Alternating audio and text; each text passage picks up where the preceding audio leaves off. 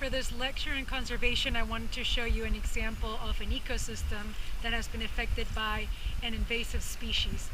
This used to be a beautiful rocky shore ecosystem with really diverse marine life. It had coral and sponges, fish of all colors, lots of mollusks and crustaceans, and all kinds of rocky shore sea life. And it's been invaded by an Asian seaweed that probably came in the ballast water of a boat.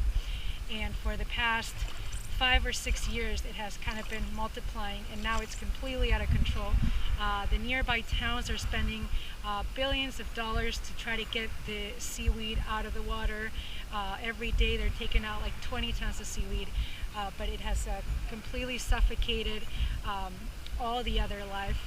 And as you can see, I'm going to show you in a minute what it looks like underwater. All you can see is this brownish green seaweed, and it grows on everything. And you can see a lot of dead mollusks, a lot of shells in the sand too.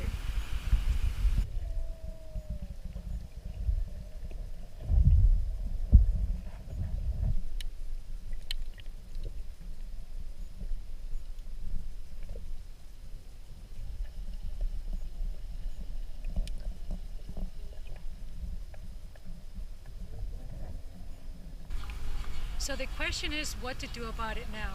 Once an invasive species has taken over an ecosystem like this, it's really difficult to restore it. How do we eradicate this seaweed? It's not only affecting the ecosystem itself, killing all the fish and the mollusks and crustaceans that lived on these rocks before they were completely taken over by the seaweed, but it's also affecting the fisheries industry, and it's affecting the tourism industry, which a lot of towns here depend on, because you have all this dead seaweed that washes ashore, and the beaches are full of dead seaweed that are smelly, and they also bring in all kinds of flies. So what to do about it? This is what environmental scientists and conservationists and local policymakers are working on here. Hello, we are getting to the end of the course. This is the very last chapter, chapter 5, and this is my favorite chapter. I wish we could do an entire course on conservation, but I hope you are able to take some additional classes in the topic. And this is also the chapter where you get to apply everything else you learned in the course. This is lecture 28, the first of 2 lectures on conservation, and they correspond to chapter 5 in the textbook. It's always encouraging to get in the social media feed news of successful conservation initiatives. For example, one of the features here is for an oyster shell recycling program in North Carolina, which repurposes oyster shells into artificial reefs. These then serve as habitats for new oysters to grow, as well as other species of marine organisms, some of which are commercially very important, such as shrimp and crabs. Another post is about land being returned to Native American tribes, and the other one about a global agreement to protect 30% of the planet as designated biodiversity zones. I also love to get news about past students working in any field or job related to environmental science, like Ali Carney, who works for Carolina State Beach Park. And so if you end up in any line of work that is remotely related to nature or environmental science, I would love to hear from you. And maybe I can feature you in another presentation to a future class. Okay, so let's first begin by defining what we mean by conservation. It is important to note that when we talk about conservation, we are not just referring to protecting the environment in the broad sense of the word. We are protecting and managing the environment using evidence-based practices. Sometimes this seems counterintuitive, for example, intentionally burning swatches of forest or allowing recreational hunting. And this is why it's important to lean on observed data of what works instead of being guided by emotions. So why is it important to protect biodiversity? Well, because everything in nature is connected and we are dependent on nature for our survival. I like this quote by Barry Commoner, who was an American cell biologist and ecologist. Nothing can survive on Earth unless it is a cooperative part of a larger global life. Take this frog, for example. What is the value in protecting this specific type of frog? So this is a scrotum frog, if you've never seen it before. Given that unfortunate name for obvious reasons, the scrotum frog is a giant type of frog that is native to Lake Titicaca in Peru. It is considered a keystone species in the lake ecosystem, meaning that if it were to disappear, this would have drastic consequences on the rest of the food web and balance of life in the lake. The scrotum frog is also an indicator species. And remember, these are species that, when present or absent, provide a measure of environmental factors in that particular ecosystem. This is Lake Titicaca in Peru. It's very high in the Andes Mountains and is said to be the birthplace of the Inca civilization. It's also home to other rare species of wildlife in addition to the giant scrotum frogs. Unfortunately, these frogs are constantly being poached due to supposedly to their aphrodisiac properties when eaten or blended into smoothies. I'm not kidding. And their survival is also threatened by habitat destruction and things like sewage runoff into the lake. When faced with a conservation issue like this, it's important to consider the problem from as many possible angles as we can. So not only is it critical to protect the frogs due to their role in the lake ecosystem and the services this natural area provides us with, but we need to consider the impact on the community as well. So it's easy to say the government should crack down on poaching, and they do, but this is people's livelihood. The frogs are very highly valued, and the range of jobs in that area is very limited. So part of many conservation plans is to help people who may be affected by them. So in this case, there are educational campaigns about the touristic value of the frogs. The frogs bring in many naturalists and people that have heard of them to the area, and they spend money on other businesses and stuff. And indigenous women who made money off the poached frogs are now turning to making crafts featuring the frogs, so kind of celebrating the frogs, and they sell these as souvenirs for tourists. So we have to remember that while ideally we would protect as much biodiversity as possible, our main conservation priority has to be our own species. Of course, we depend on other species, so our survival depends on theirs. But when faced with protecting one species or a population of humans, we can't let our emotions get the best of us and lose sight of that. So let's take the example of the big trophy poll the class took at the start of the semester. It's pretty obvious from the two slides that the majority of the class was completely against big trophy hunting. Even to go as far as to say that it is never justifiable. 82% of you said it is never justifiable. What if I told you that the $350,000 the Namibian government accepted for the permit to kill the rhino went to feeding a whole village for a year, and that it would prevent dozens of deaths of kids by starvation? Are you saying you think selling the permit to kill a rhino or whatever animal isn't justified to save all these kids from starvation? What about building a maternity hospital that would prevent thousands of maternal and newborn deaths because most people living in rural areas don't have access to health care? What about if killing that one rhino means you're saving 100 others and helping the maintenance and staffing of Namibia's natural parks to enable protection against poaching? And I know what you're thinking. That hunter could have just spent the money on conservation instead. But the fact is that people value things differently. The hunter might already be giving money to other charities or maybe to none at all. But to him, killing that rhino was worth the $350,000. And that, unfortunately, was higher than any conservation organization was willing to or be able to pay for saving it. Otherwise, they would have just outbid him. So the value of that rhino, regardless of the feelings any of us have about the value of life, was $350,000. Regardless what ended up happening with that money, once the permit was paid for, and remember this was a perfectly legal transaction, is it really our place as Americans sitting in a classroom with air conditioning, stocked supermarkets, and every technology available to humans easily accessible to us, to tell another country what to do with its natural resources? We spend decades doing whatever we want with ours. We have driven many species to extinction in this country and exhausted many mineral reserves with complete disregard for what the rest of the world would think. We're essentially saying to Namibia, hey, we managed to completely exterminate mammoths, giant armadillos, and 30 other mammals, but it is completely unjustifiable for you to kill that rhino and decide what to do with that money. If you're watching this lecture, you're probably frustrated you can't have your say. You just have to listen to this. My food for thought. But, I wish we could have this discussion in person, but I'll just leaving you with that, with just some food for thought. Okay, so moving on then. We're focusing on reasons to protect biodiversity. Other than because it's the right thing to do, protecting biodiversity makes economic sense as well.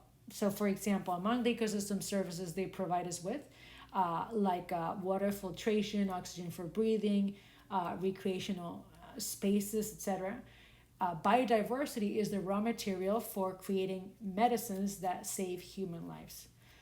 For example, chemicals in sea sponges are used in antiviral drugs, and rosy periwinkle flower extracts are used in a drug that increases the rate of survival in kids with leukemia. Understanding how we can protect biodiversity starts with understanding how human activities impact biodiversity. Overexploitation of resources, alteration of habitats, and the introduction of invasive species are just some of the examples of activities that decrease biodiversity. Let's look at some of these. And before that, extinction rate refers to the number of species lost forever each year.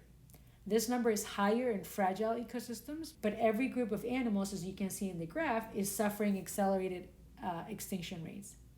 What is not shown on the graph are invertebrates, which are also becoming extinct in huge numbers, especially insects. And they have an estimated extinction rate that is 8 times higher than mammals and birds. Biodiversity hotspots like Madagascar and the Guinean forests of West Africa are areas in which conservation groups put more emphasis into protecting because they are the most vulnerable to human-caused extinctions. Alteration of habitats has the greatest negative impact on biodiversity than any other human activity. This includes clearing of land for agriculture, for roads, mining operations, and residential buildings. Understanding how the Florida panther habitats have been affected by human activities has actually allowed for measures to be taken to protect its spaces, increasing its numbers to around 200 from down to 12 at one point. And this has been possible with things like creating wildlife corridors for panthers to move between protected areas and avoiding residential areas and agricultural land. Overexploitation of resources means taking more than we need to survive. So the opposite of sustainability. This is the case in mining, fishing, and hunting, and is often the other side of the coin to technological advances. So better tools for hunting, fishing, and mining can lead to overexploitation, which is why strict regulations determining how these tools are used and to what degree these activities are allowed in different places is needed to allow populations to recover. And sometimes this requires completely closing down an industry for a period of time, which is what happened to the oyster industry in Apalachicola, Florida, when the government set a moratorium prohibiting the harvesting of oysters in the area between 2020 and 2025 to allow the oyster population to recover. Also in Florida are python hunting contests. Now, why would the government promote the killing of these beautiful snakes, hundreds a year? Well, because they are an invasive species that destroys native wildlife, and they have spread very rapidly throughout the Everglades. So, for example, this is the snake in this photo had 73 baby snakes ready to pop out of it, and they are ravaging the native wildlife. They're eating all the possums and the squirrels and the raccoons and all the other animals that, for example, the Florida panther would also eat. So they're competing with a lot of apex predators for food, and they also don't have any predators. So they're being allowed to reproduce very quickly. So this hunting for money, this hunting snakes for money, a strategy was started about 6 years ago as a 3-month pilot, and it's still going on 6 years later. And I think there's about 50 people in Florida that are actually paid, like contracted, to find the Burmese pythons and kill them. And then, but anyone in Florida that sees a Burmese python can actually kill it. So, and then there's these contests where people win prizes for it. The introduction of invasive species threatens native species because they compete with them for resources, and non-native species often have no predators, so their numbers grow quickly. So this was the case with the lionfish in Florida, which was introduced in the 1980s after being released or escaping from aquariums. And there isn't an effective way to deal with their growing numbers. One strategy used is also to pay people to fish them, and there are events called lionfish rodeos that award prizes for different categories, like with the snake. So like most fished, biggest lionfish, that kind of thing. But it's not an effective way to deal with the mass numbers that there are. So some introductions of invasive species are accidental in crop shipments or ballast waters of boats, but others are introduced intentionally without anticipating the consequences. Release of pets into the wild, such as snakes or aquarium fish, is a big problem throughout the whole world. Are you familiar with any examples? Here are some. So the rhesus monkeys were released in Florida when a tourist attraction that someone built.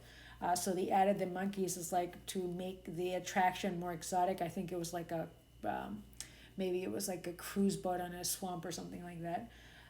And someone built the attraction, then shut it down after a few years, and the monkeys were basically released. And now they're roaming around Florida with herpes. Raccoons were introduced into Europe for their fur, and hedgehogs were introduced into New Zealand in the 1800s to make British settlers feel more at home. And don't forget that invasive plants are also a huge problem. In fact, they cost the U.S. an estimated $120 billion a year, billion with a B. Climate change is also having a wide range of effects on biodiversity across the planet. Here are some of them. So higher temperatures disrupt the way marine or ecosystems, which have optimal temperature ranges, function. For example, coral bleaching happens because the higher water temperature prevents the algae that live symbiotically with the coral from properly photosynthesizing and producing the food that the coral depends on. So the algae photosynthesizes, produces sugars when it photosynthesizes, and these are the sugars that the coral depends on. And if these algae are not functioning properly, they can't photosynthesize, the coral becomes white under stress, and although it's not dead when it's white, they haven't died, it will die if the stress continues. Another effect of climate change on biodiversity is that it affects migration routes and also things like blooming and pollination. These patterns of food availability, food seeking, and other behaviors like nesting and reproducing, mating, are highly dependent on everything in that ecosystem being perfectly in sync. So climate change is throwing all that off, affecting the numbers of many species that are directly impacted, but also others that depend on those species. Climate change is also causing habitats to become too hot, too cold, or too dry or wet for some species to survive. It's also favoring invasive species that come from tropical climates and enabling them to thrive in environments that aren't their own because they're better adapted to heat than native species. And another example is that salt intrusion in wetlands caused by sea level rise due to climate change result in the biodiversity of aquatic plants decreasing and favoring only salt-tolerant plants.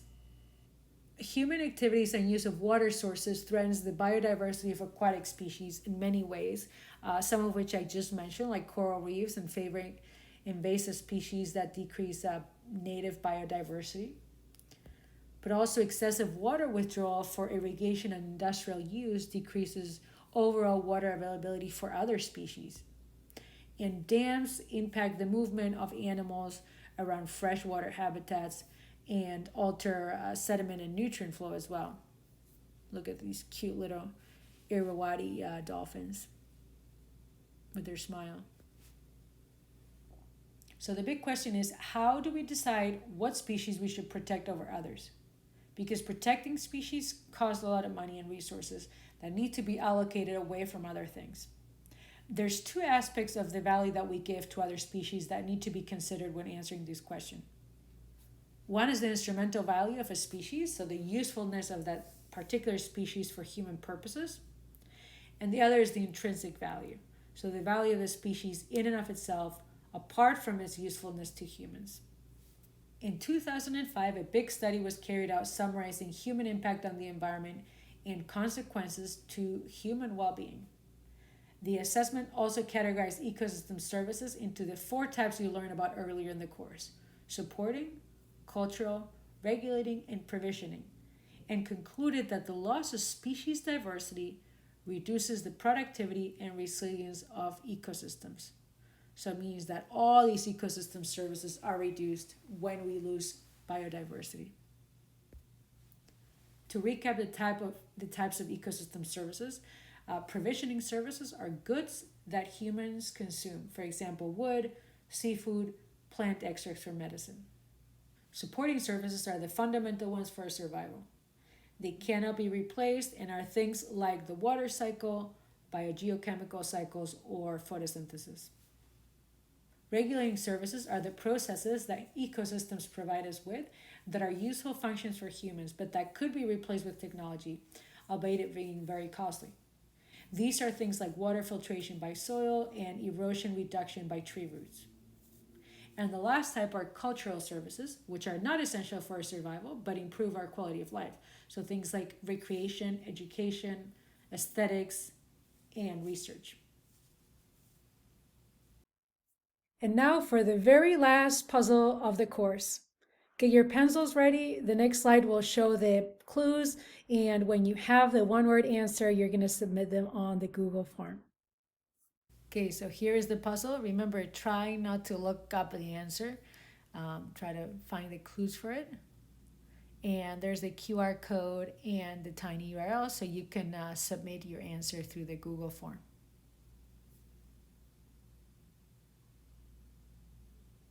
To wrap up the first part of our conservation chapter, I want you to think about how we place a value on ecosystem services. Some are easier than others to put a dollar amount on.